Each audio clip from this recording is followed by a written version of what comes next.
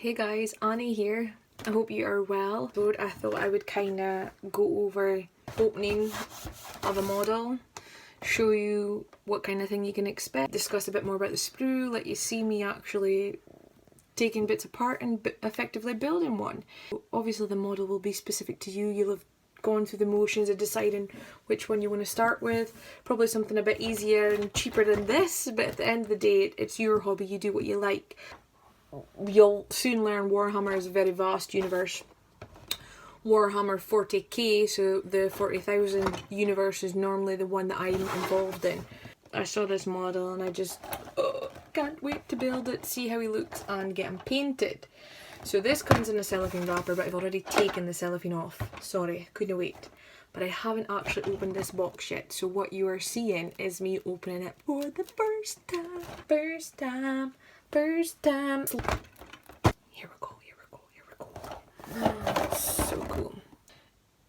Getting cheap models for eBay and stuff that's already open, like, I totally understand it. If you're on a budget, particularly, that's another thing we need to discuss. Is one of the most common questions I get asked, isn't Warhammer expensive? Well, yeah, it can be, but so can any hobby, depending on how invested you are in it, I guess. What's the point of having a hobby? Hobbies are an immersive minute of time for you to get your chill space, to get your downtime, to enjoy. It's things that make you happy. Can I put a price on happiness? If you get the buzz and excitement for these pieces of plastic like I do, you're not thinking about the monetary value at all. You're just focused on the hours and hours of pleasure that you're gonna get and that this little guy's gonna give you. If you're tight for money but you're interested, we can cover that off in a different topic. I can tell you ways and means to do things so it's less expensive.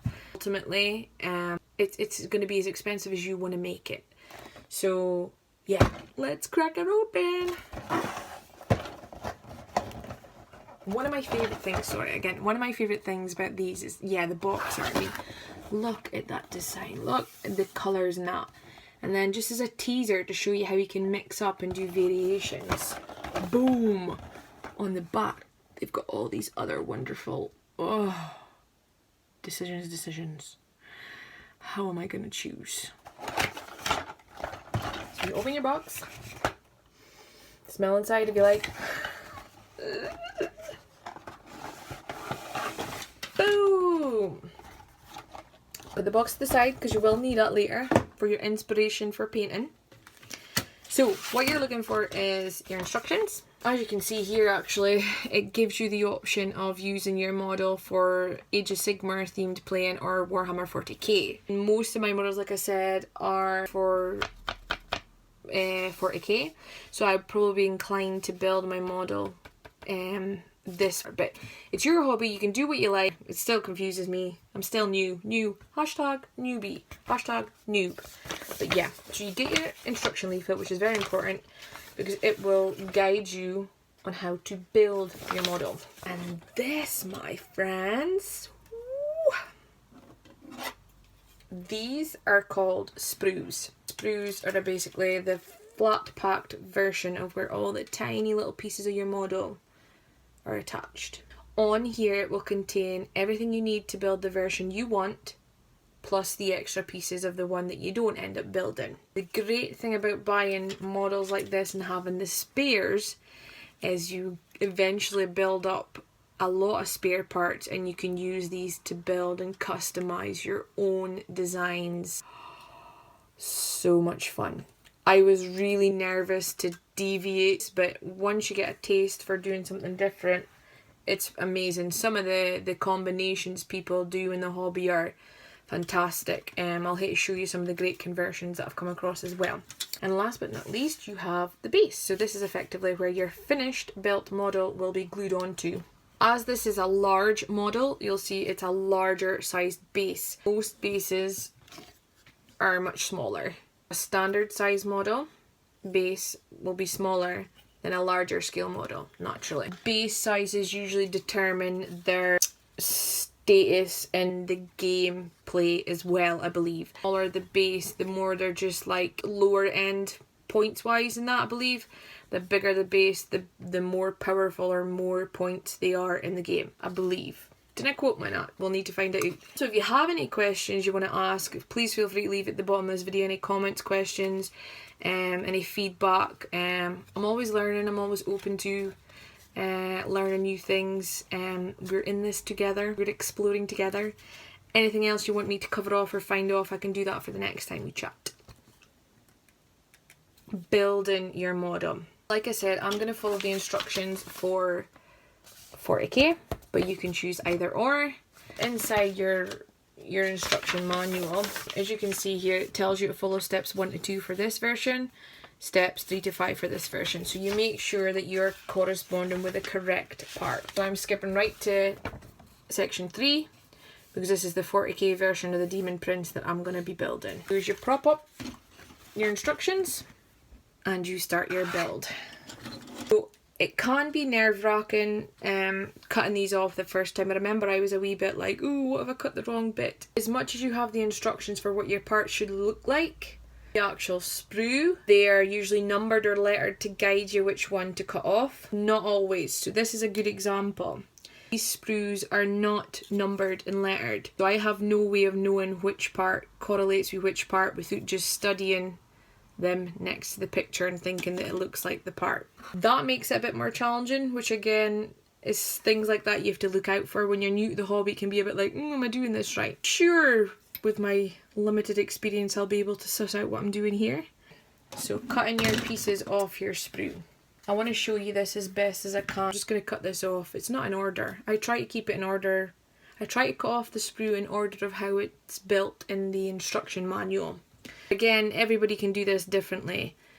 On that note, some models are extremely difficult to paint once they're built.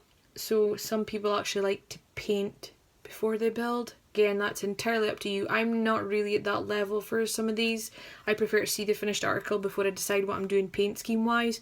But when you're a wee bit more experienced, I believe that's quite standard protocol. If there's going to be difficult areas to reach once your model is fully built, they'll maybe part build, paint before they stick it all together.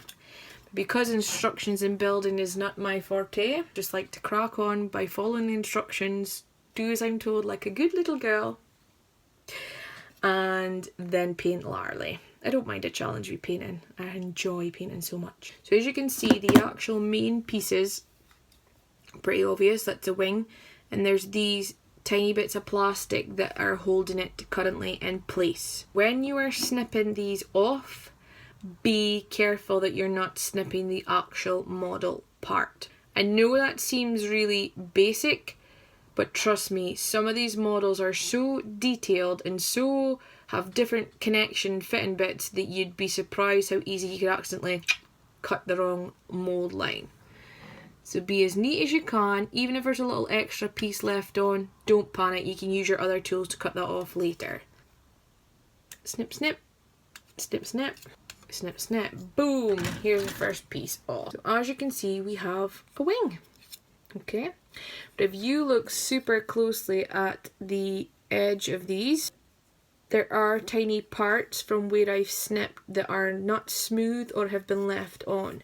That's what you use your other tools for. So the mold line, you would just be using it effectively to smooth the sticky out parts that you've cut on your model.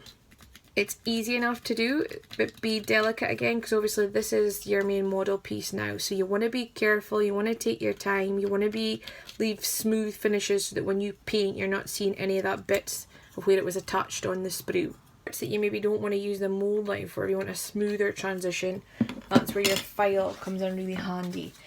Kinda canny with it, because you're going to end up shaving off half your model and you don't want to do that before you started. This part where I know eventually we'll be gluing something on there, I like to give it a really extra smooth finish. Blow the dust away. Everybody likes a good blow, don't they? That's what she said. I said to be clean. Sorry, I'm trying not to be naughty. Promise. Now it's looking pretty damn smooth to me. So even if visually it doesn't look, it's more how it feels, because once that little chicks in it are painted, you're not going to notice it. So there we have it. First part cut off. We've smoothed all the edges. That gets laid to the side, ready to know where to pair it up and join it based on your instructions. So I hope that helps. Your confidence obviously comes after a lot more times of doing this, using this. And any questions, comments, feel free to add it about my page. I'm going to get this guy built, and I'll catch you in a bit.